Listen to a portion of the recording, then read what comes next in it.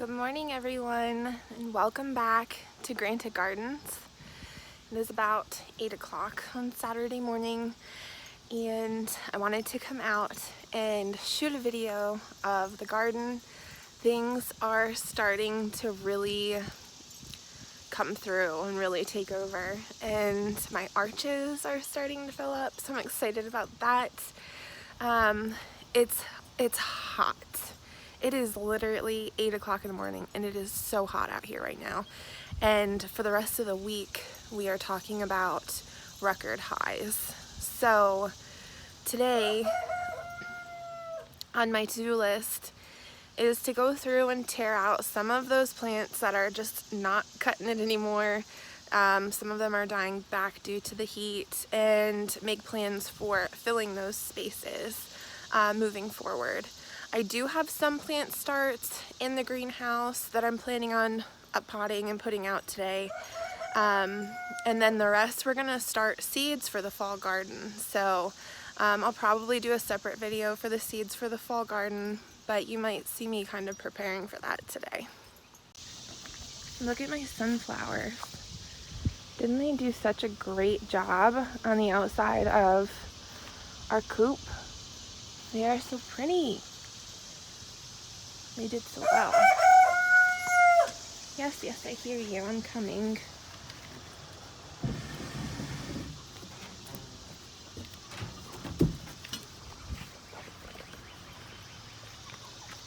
Morning.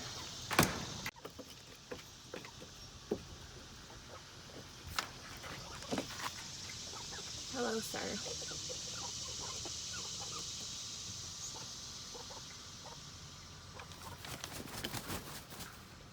Aren't you pretty? Yes, you are. At this point, virtually every morning, we are taking a good look through that coop. And every evening we're taking a good look through that coop, because we are pretty much at the point of potentially getting eggs any day now. So we're looking forward to it.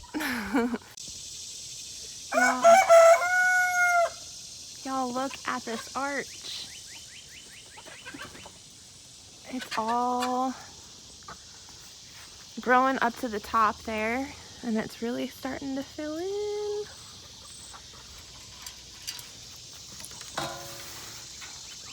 My Kajari melon is filling out beautifully. That's what this one is here.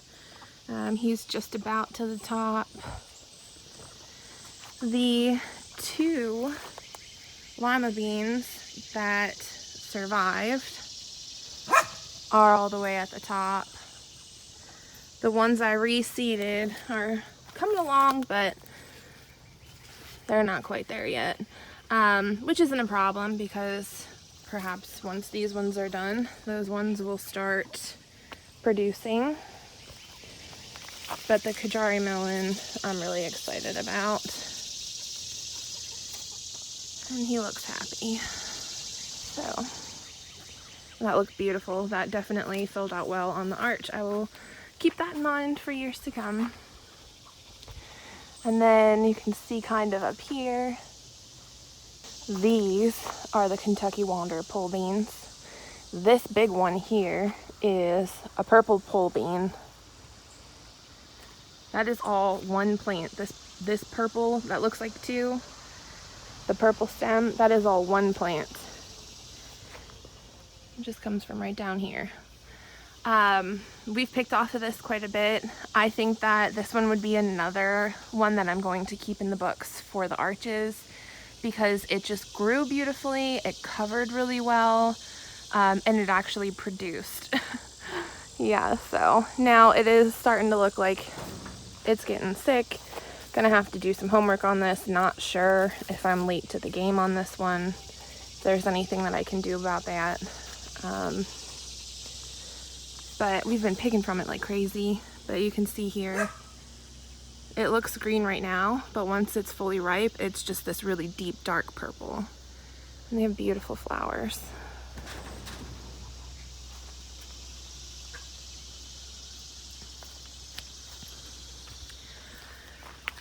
So look at this zook. Look at how big this zucchini plant is. I think these are gorgeous. I love zucchini plants. I just think they look so tropical. Again, looks like we've got something we need to fight here. I'm only seeing it really on one, so I might be able to just trim that leaf off. Oh good, we caught them when they're open. These flowers will close shortly after the sun rises every day, but they're probably one of my favorite flowers. It's so beautiful. And we do have the zook down here. I can probably get picked probably tomorrow with the way how fast these things have been moving. Oh, I've got the sickness over here on my squash plant. Oh, what kind of bugs are those? So, gonna do some homework. Well, look, there's the answer. There's a whole family down there. I'm sure that probably has something to do with why that leaf looks that way. We'll address that. I'll just go ahead and pick them off, to be honest. Got a little cucamelon over here doing his thing. Oh, he needs to learn which direction to grow in though. I got my winter melon growing back here. We've got some flowers you can see coming through. This tomato plants just kind of got massive. Might come through and cut off some of the unnecessary branches and leaves here. I think tonight is another night to spray. I don't think there's any new damage here, believe it or not. Well, but see now, I see we got bugs back. So I think I'm gonna come back through and spray again tonight. I do it about every 7 days. Maybe I should bump it up to about every 5 days. But these were pretty bug riddled. See, some of the newer growth doesn't look bad. These were pretty bug riddled before I even had the chance to spray. Oh, and look, I see a ground cherry. Ooh, cool.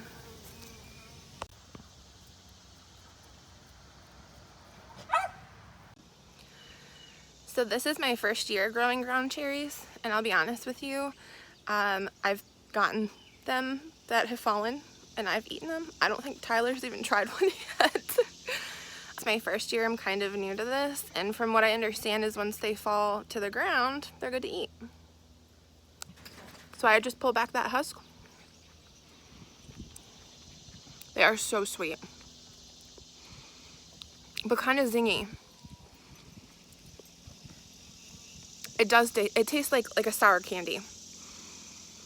It's really good. They're fun, but we haven't had that many yet, so Tyler hasn't had a chance to try any. My peppers are starting. I got a little pepper here. These are gonna be the mini red bell peppers. So we don't grow any of those on the deck, so I'm looking forward to these guys coming in. Tomatoes in the hay bales. They're getting really tall. I guess I didn't really think that one through. Really tall.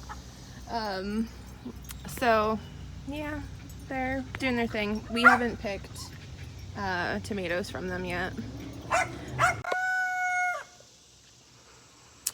Between the rooster and the dogs, I tell ya, it just might be impossible for me to shoot videos anymore. I had to put the dogs in. This is my tomato jungle, which I might thin out. I've spent most of my time pruning from the bottom, but when it gets like this, you just want to focus on airflow, and it's probably not getting much airflow through here. So I can take out some of the branches. When I do that, like this one would be fine. This one is not going to have any fruit on it, and it's really, you know, there's plenty of other branches off of that one tomato plant for it to collect sunlight and photosynthesize from, so we could take this guy out. That's kind of the idea. Check out these cool tomatoes though. Look at the colors on them. So those are the pink Berkeley tie-dye tomatoes.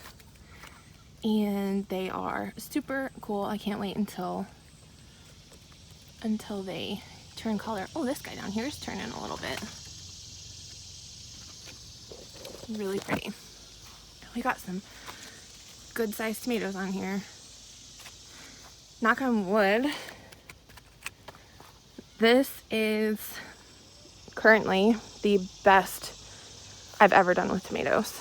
Was this year and what I've got going in this garden, bed. I've never done this well with tomatoes before. So with that being said, not sure if it's the different variety, not sure if it's the pruning, not sure if it's the location.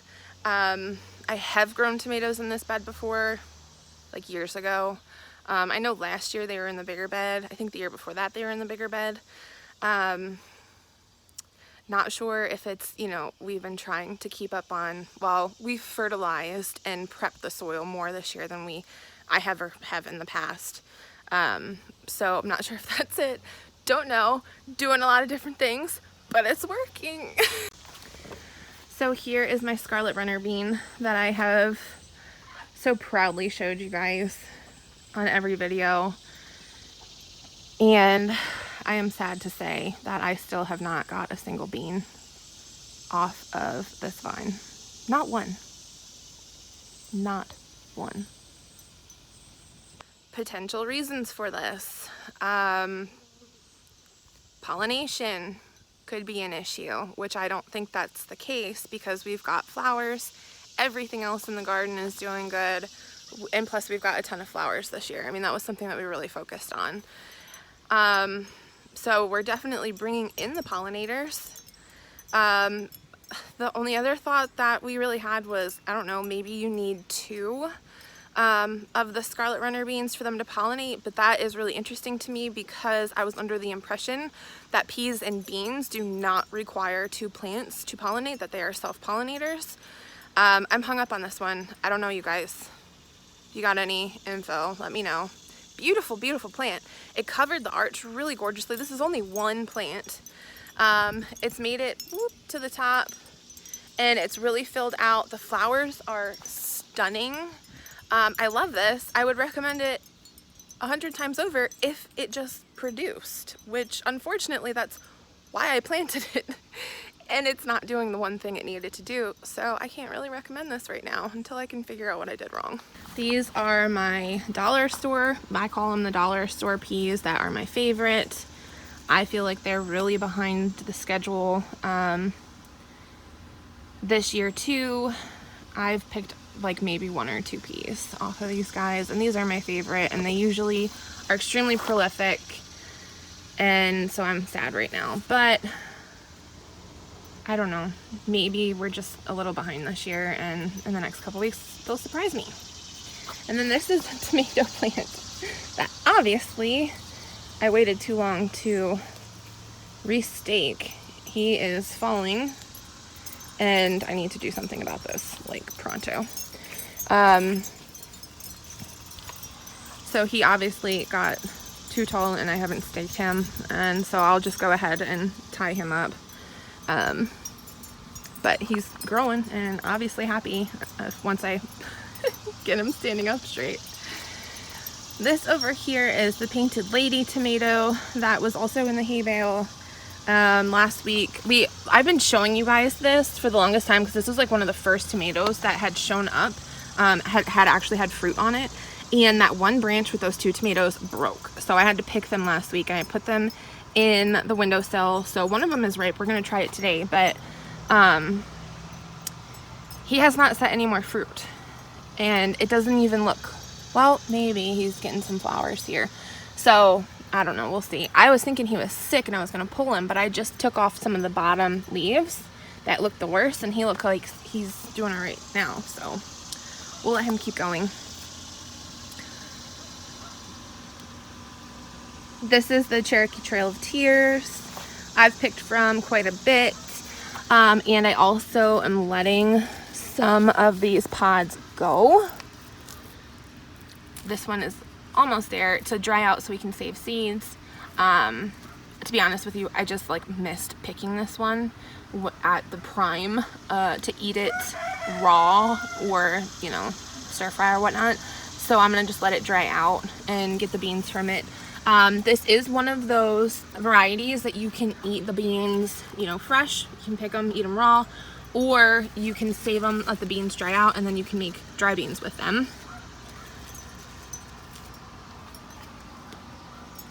But they too have officially reached the top and then some.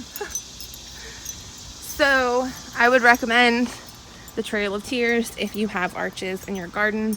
It is growing really, really well and filling in nicely, and it definitely has reached the top. These are Tyler's tomatoes. Looks like we both need to come out here and stake stuff up because his are just growing so tall. I don't know if you can see that right here. That is a tomato plant. That has to be 10 feet tall. It has to easily be 10 feet tall.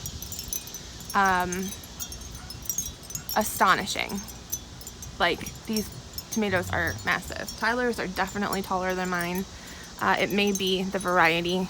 I know that he said he's got mortgage lifters and Brad's Atomic in here. My best guess is that that super tall one is probably a mortgage lifter.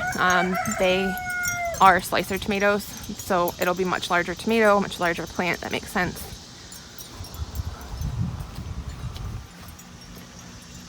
He's got tomatoes sitting here. Pretty cool. See, these are the Brad's Atomic. And this is about the size that they'll get. They won't get any bigger than this. They're like probably like salad tomatoes. And they are different colors. So they're gonna be blue and black and purple and apparently stripes of orange in them. But they taste really, really good. And then look at my tiger melons. I'm really proud that I chose to put tiger melons on this arch.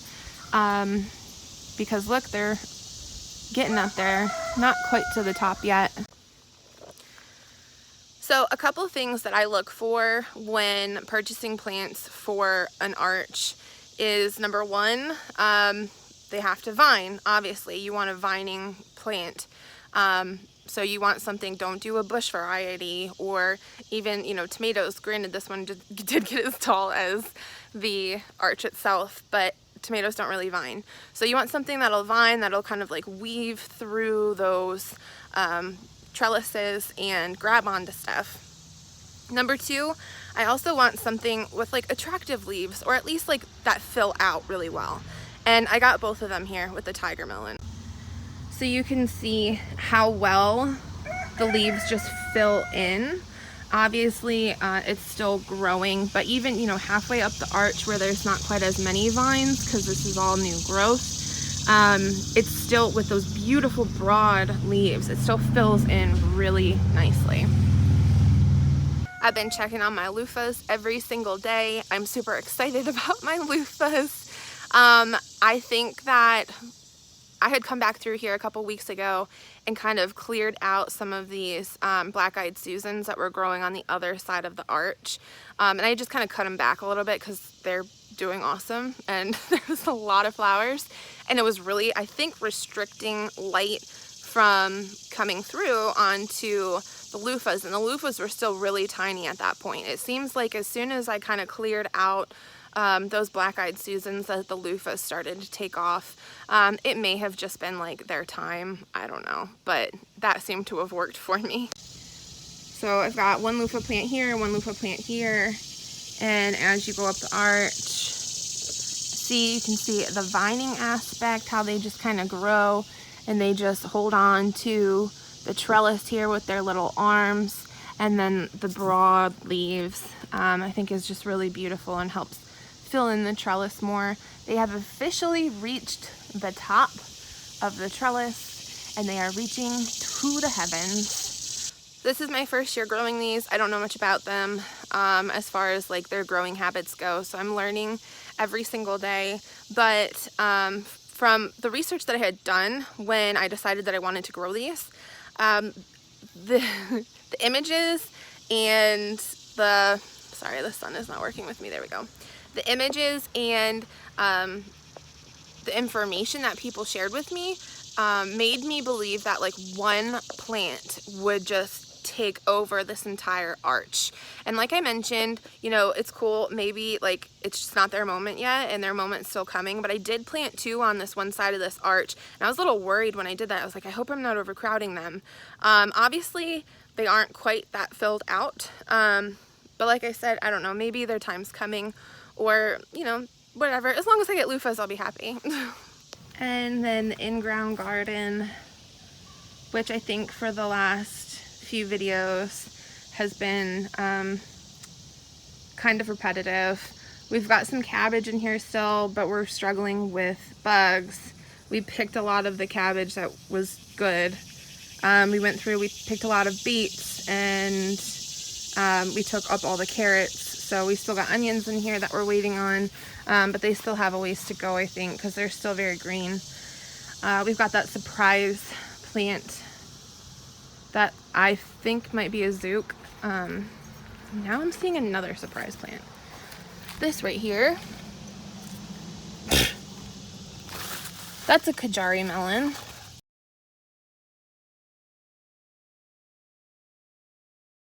Right here, that just popped up. Good for that little Kajari melon. So here we go. We will have Kajari melons in this garden as well. Our grapes have just been riddled by Japanese beetles. They're obviously under a lot of stress and not producing this year. I don't blame them because those beetles are a pain. So the game plan for the grapes is we're going to build a grape arch and we're going to get them out of this bed altogether. We're going to put them somewhere that they kind of have their own space. And unfortunately, that might mean that, you know, we'll be able to address these Japanese beetles in whatever shape or form that we might have to, just to ensure that they're not killing the plant. But it'll also get it away from our food. So if we do have to go a non-organic route just to save these plants next year, then we can do that without pouring it all over our food and our food bed. So, and hopefully if we get the Japanese beetles out of this garden, they won't be like affecting everything else either. So I don't know, it might be a win-win. I got my cukes. I've got a couple that are ready to pick. Let's see, I know I've got 1, 2, maybe just 2. What's this guy doing? What are you doing, sir? He is all kinds of wrapped up in there. Oop. Okay, I tried to get him out and the whole thing fell on me. So here we go. Yeah, you can tell he was like pinched somewhere. But he's probably ready. So 3. Yeah, the cucumbers are definitely coming in. Thinking about doing a second round of cukes for the fall garden. I did not do pickling cucumbers this year. These ones are munchers. They're called muncher cucumbers. And so I'm thinking for the fall garden, I might do pickling cucumbers and see if we can get at least a few good jars of pickles out of them. We still have pickles from last year, but we are actually running low, so it would be perfect timing. And plus, like, the pickling cucumbers tend to be smaller, so I'm hoping that that would mean that they would take less time. I don't know, we'll see, but I'm gonna try it. Not bad. More cucumber salad for dinner.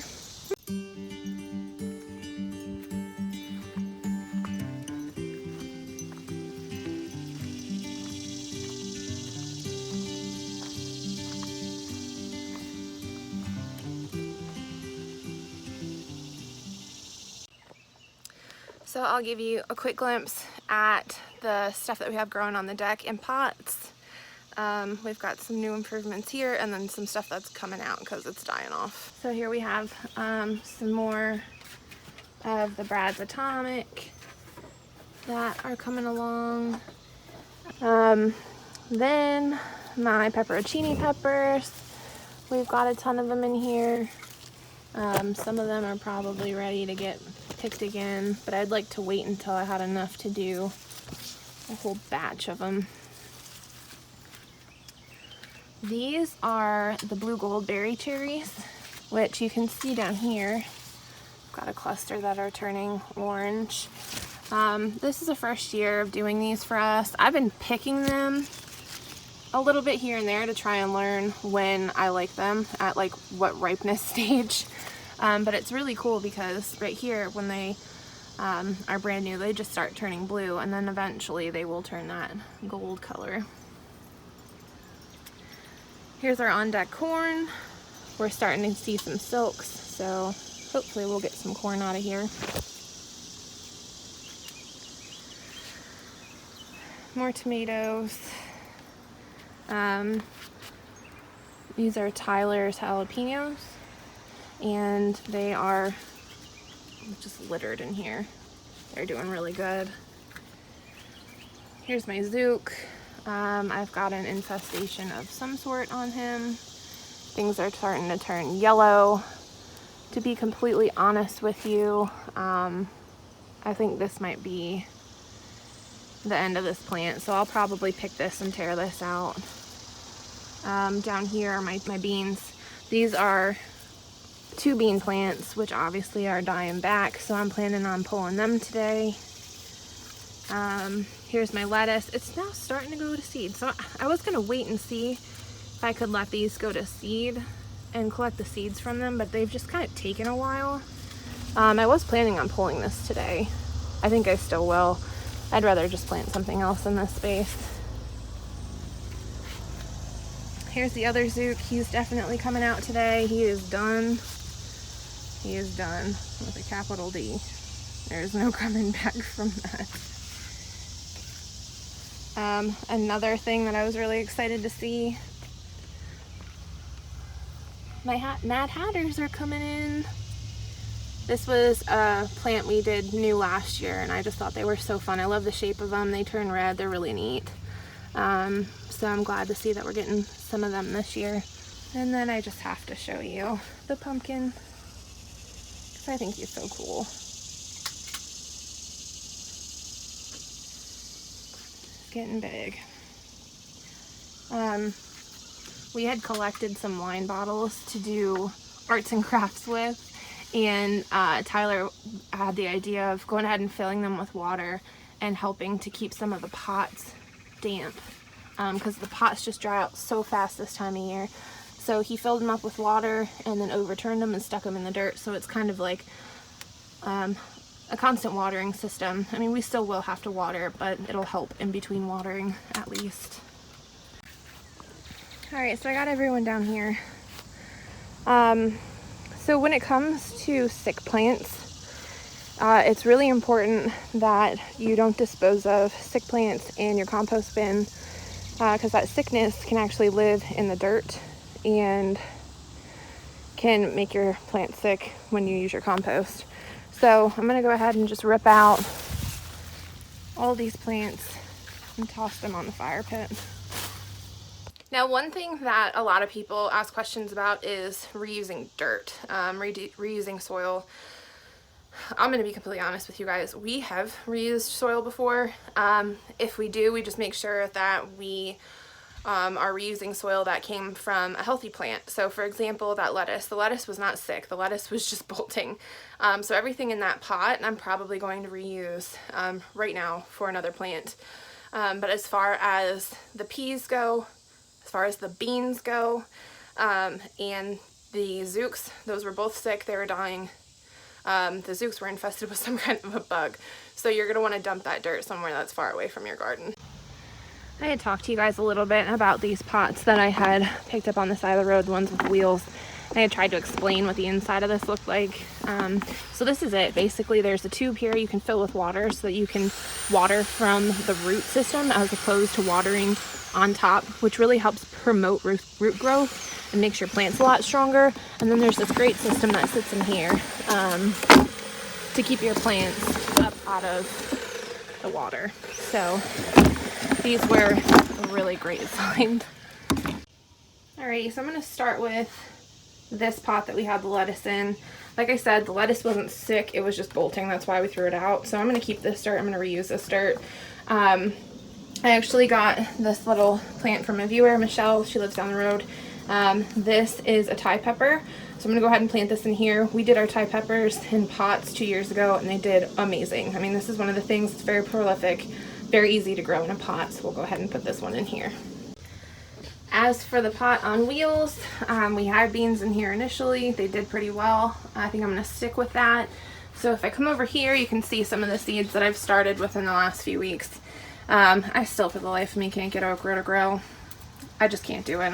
I'm failing at growing okra.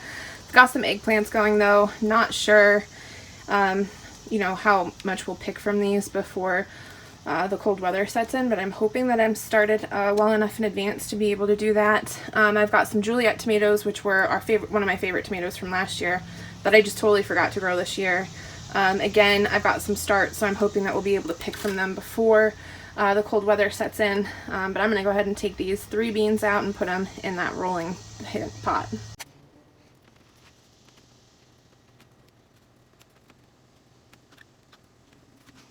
Now, since I was so in love with these Juliet tomatoes, I am going to be a bit adventurous, and I'm going to plant 2 of them in this pot. This is a fairly large pot. We actually had a Roma tomato and a Juliet tomato planted in a pot a bit bigger than this last year. But with it being late in the season and space still not being totally available right now, I'm going to risk it, and I'm going to put 2 of them in this size pot and see how it does. Now with tomatoes, it's always good to plant deep. They will grow roots all along their that base stem. So if you're familiar with tomatoes, they have this fuzziness about them on their main stem. So I'll show you here. If you look closely, I'm not sure if this is focused, but you can see the little fuzzies along the stem here. All of those, if they go underground, if they are underneath of the dirt, every single one of those little fuzzies will actually turn into roots. So it's always a good idea to plant your tomato starts very deep. Like I will plant them right up to about here, to where the leaves start, because then you're just promoting root growth and you're gonna have a stronger plant. Alright, so for this last pot, I just refilled it with fresh potting soil. I'm going to go ahead and try to do an eggplant in here. An eggplant was something that I did not get the chance to do in the summer garden initially because I just could not get them to germinate.